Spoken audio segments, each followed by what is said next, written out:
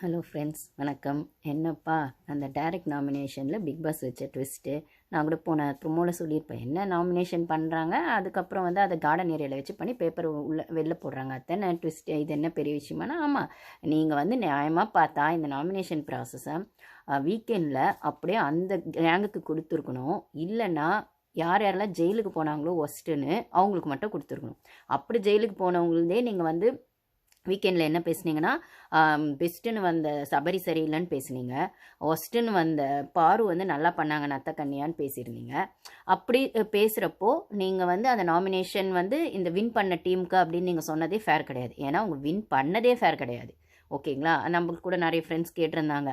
ஏன்னா நான் வந்து நேற்று மிட் நைட் லைவ் போயிருந்தேன். ஆக்சுவலி மிட் நைட் லைவ்னு சொல்லும்போது அங்கே சண்டேயில் நைட்டு, அதாவது நேற்று சண்டே டாஸ்க் ஈவினிங்கு சண்டே எபிசோட் முடிஞ்சோடனே கொஞ்சம் நேரம் பேசுவாங்க இல்லைங்களா? எப்படி 3-4 வரைக்கும் விடியவே பேசுவாங்க. எப்போ எல்லா வீக்கெண்ட் எபிசோட்லேயுமே அது எப்படி போச்சு வீக்கெண்ட் எபிசோடு, யார் என்ன சரி இல்லை, எப்படி நாமினேட் நெக்ஸ்ட் மண்டேக்கு எப்படி நாமினேட் பண்ணலாம் அப்படிலாம் பேசும்போது, சரி நம்மளும் அந்த மிட் நைட் லைவ் ட்ரை பண்ணலாம் அப்படின்னு சொல்லி நேற்று வந்து மிட் நைட்டில் லைவ் பார்த்தப்போ தான் அந்த சாண்ட்ரா திவ்யா விஷயங்கள்லாம் நான் பேசியிருந்தேன். நிறைய ஃப்ரெண்ட்ஸ் கலிஃபோர்னியாவிலேருந்து ஜிஎம் பிரியா அவங்க, அப்புறம் வந்து சென்னையிலேருந்தே, ஏன்னா சென்னையில் ஆப்வியஸாக இந்தியாவில் வந்து மிட் நைட் ஓகேங்களா.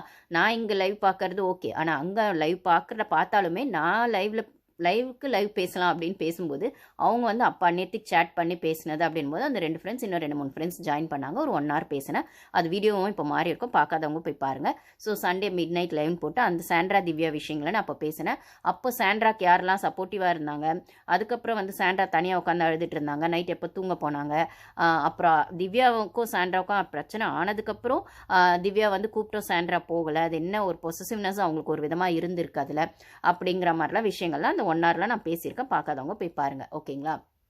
ஸோ அது ஒரு பக்கம் இருக்கட்டும், இல்லை திவ்யா சரியா சாண்ட்ரா சரியான்னு. ஆனால் இந்த நாமினேஷன் ப்ராசஸில் இந்த ட்விஸ்ட் வந்து என்ன பொறுத்தவரைக்கும் ரொம்ப பெரிய ட்விஸ்டெல்லாம் இல்லை. நான் சொன்ன மாதிரி இதை நீங்கள் வீக்கெண்டில் மாற்றிருக்கணும், அந்த ஜெயிலுக்கு வச்சப்போ அப்போ மாற்றிருக்கணும்.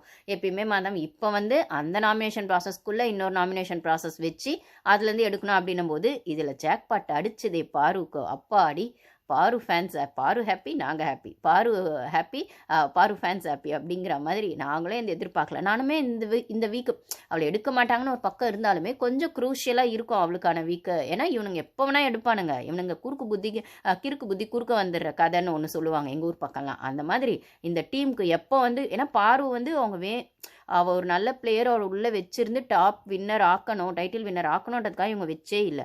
கண்டிப்பாக டிஆர்பிக்காக தான் வச்சுருக்காங்க. இல்லை இவங்க யாரை டைட்டில் வின்னர் ஆக்கணுமோ அங்கே அந்த சப்போர்ட்டிவ் ரோலாக வந்து பார்வை வச்சு அந்த டைட்டில் வின்னரை ஹைலைட் பண்ணணும். அது எதர் வினோதா இருக்கலாம், விக்ரமா இருக்கலாம், இல்லைனா வந்துட்டு சாண்ட்ராவாக இருக்கலாம், யாராக வேணா இருக்கலாம், ஏன் திவ்யாவாக கூட இருக்கலாம். கமருதீன் வர வாய்ப்பு இல்லைன்னு வச்சுக்கோங்க. வினோதா, விக்ரமா, இல்லைனா திவ்யாவா அப்படின்னு வர்ற இடத்துல இவங்க யார் ஆக்கணும்னு நினச்சாலுமே அங்கே ஒரு சப்போர்ட்டிவ் கேரக்டராக, வில்லி கேரக்டராக இவங்க வந்து பார்வை வச்சு தான் அந்த ஷோ கொண்டு போகணுன்னு வேறு வழியெல்லாம் வச்சுருக்காங்களே தவிர, இல்லை ஒரு இடத்துல ஷோ போகுது போல் நாங்கள் எடுத்துகிறோம் டிஆர்பிக்காக அப்படின்னு ஒரு வெறி பிடிச்ச மாதிரி எடுத்தால் கூட எடுத்துருவாங்க. ஏன்னா அந்த பிக் பாஸ் தான் அரோராக்கு அவ்வளோ சொல்லி விடுறாரு, பார்வை பார்த்தா அவ்வளோ கோவப்படுறாரு. அந்த வீக்கெண்டுக்கு அவ்வளோ கோவம், வீக்கெண்டில் பார்வை பார்த்தா அப்படி என்ன சொல்கிறது, அப்படி வந்துட்டு வன்மத்தை கொட்டுறாரு அந்த ஹோஸ்ட் அப்படின்னு சொல்லும்போது இவனுங்க கிறுக்கு புத்தி எப்போ வேணால் குறுக்க வந்து எடுத்துருவாங்கன்னு சொல்லும்போது நெக்ஸ்ட் வீக்லாம் க்ரூஷியலாக இருக்குமோ பாருக்கு எப்படி, ஏன்னா இனிமேல் வர வீக் எல்லாருக்குமே க்ரூஷியலாக இருக்கும்னு சொல்லும்போது இவளுக்கு இன்னும் எக்ஸ்ட்ரா போடணும் எஃபர்ட்னு சொல்லும்போது இந்த வாரம் அவன் நாமினேஷனில் இல்லைன்னு ஒரு விஷயம். ஏன்னா போன வாரம் டைரக்ட் நாமினேஷன் சொன்னப்பறம் இந்த ட்விஸ்ட் வருமானது ஒன்று இருந்தது. இந்த அளவுக்கு ட்விஸ்ட் வந்தாலுமே பிக் பாஸ் என்னதான் அந்த ட்விஸ்ட் டைரக்ட் நாமினேஷன் வச்சாலும் எவனுமே இங்கே பார்வை சொல்லாமல் இருக்க போகிறதில்ல. அதுவும் அந்த எஃப்ஜே இருக்கான், சபரி இருக்கான், இந்த அரோரா இருக்கா, எவளாச்சும் ஒன்று போட்டு தான் விட போகிறான். மினிமம் 2 ஓட்டு வந்தால் வந்துரும்னு பார்த்தா ஓட்டு போட்டது ரம்யா. அதுதான் நீங்கள் வீக்கெண்டில் விடுற எஃபெக்ட் தான் அந்த நாமினேஷனில் வரும்னா, அப்போது நீ ரம்யா வந்து எஃப்ஜேக்கு போட்டிருக்கணும். ஆப்வியஸாக அந்த பிரச்சனைக்குள்ளே விக்கல் சீக்கிரமாக இருக்கான். ஆனால் விக்கல் சீக்கிரமாக நாமினேட் பண்ண முடியாது. பட் ஆனால் அதுக்கு நீ என்ன பண்ணியிருக்கணும், நீ அடி வாங்கினா உனக்கு ஈகோ ஹிட் ஆகிடுச்சு, இல்லை உன் தப்பு வெளில வந்துடுச்சு, நீ எக்ஸ்போஸ் ஆகிட்டு புரியுது. நீ ஒரு கேம் ஆடணும்னு நினச்ச, உன்னை சுற்றி இருக்கவங்க ஒரு கேம் ஆடினாங்க, உன் புத்தி வந்துட்டு நீ ஆடுற கேம்குள்ளே மட்டும்தான் இருந்தது, நீ தலையாகவும் உண்மையாக இல்லை, அந்த டீமுக்கோ உண்மையாக இல்லை. அப்போ உனக்கு அது பேக் ஃபயர் ஆயிடுச்சு, உன் புத்தியே உனக்கு வந்து ஆப்பு வச்சிருச்சு அப்படின்னு சொல்லும்போது நீ போட்ட பிளான் உனக்கே ஆப் ஆயிடுச்சு. வியானாவும் அதே தான். ஸோ நீ வியானாவை பண்ணது ஓகே, ஆனால் எஃப்ஜிவை ஒஸ்ட்டுன்னு சொன்ன நீ ஏன் வந்து பார்வை பண்ண அப்படின்னு சொல்லும்போது அந்த இடத்துல பார்வால மட்டும்தான், அதாவது இப்போ கூட அவன் என்ன சொல்கிறான் நாமினேட் பண்ணும்போது பார்வையும் வியானாவை தான் அவன் நாமினேட் பண்ணான் ரம்யா. அப்போ பண்ணும்போது அவன் என்ன சொல்கிறா, இவங்க 2 பேரும் சேர்ந்து என்னை ஏமாத்திட்டாங்க, இதுலேயும் வியானா தெரிலன்னு சொல்லி அங்கே வீக்கெண்டில் சொல்லும்போது தெரியும்னு சொல்கிறானா, அதை தானே பாரு முன்னாடியிலேருந்து சொல்கிறா. நான் பேசும்போது வியானாவும் அங்கே இருந்தா, ரம்யாவும் அங்கே இருந்தா, நான் வந்து விக்ரமை எழுப்பணும்னு சொல்கிறத ஹோஸ்ட் அந்த ஒரு கேள்வியாவது உருப்படியாக கேட்டார். ஏமா எழுப்பணும்னா அதுக்கு என்னமா அர்த்தம்? அவர் சும்மா போய் அவளை எழுப்புறது அவளுக்கு என்னமா வேலை பாருக்கு? அந்த கேமுக்கு அவங்க வந்து எழுந்தாதான், ஐ மீன் விக்ரம் அங்கேருந்து எழுந்தாதான், அவர் எழுந்தாதான் கேம் மாறும்னு சொல்லும்போது அதுதானே அந்த கேமை சுவாரஸ்யப்படுத்தும். நீங்கள் அவங்க உட்காந்துருக்கும் போது கண்டிப்பாக எடுக்கவே முடியாது. அப்போ அவங்கள எழுப்புனா தான் ஏதாச்சும் ஒன்று பண்ண முடியும்னா அதை தானே அவங்க சொல்லியிருக்காங்க, எழுப்பணும்னு சொல்லியிருக்காங்கல்ல அந்த வார்த்தையை. அது உங்களுக்கு புரியாத அளவுக்கு நீங்கள் டாஸ்க் விளையாடுறீங்கன்னா அது பாரு கரெக்டாக சொன்னாங்கல்ல.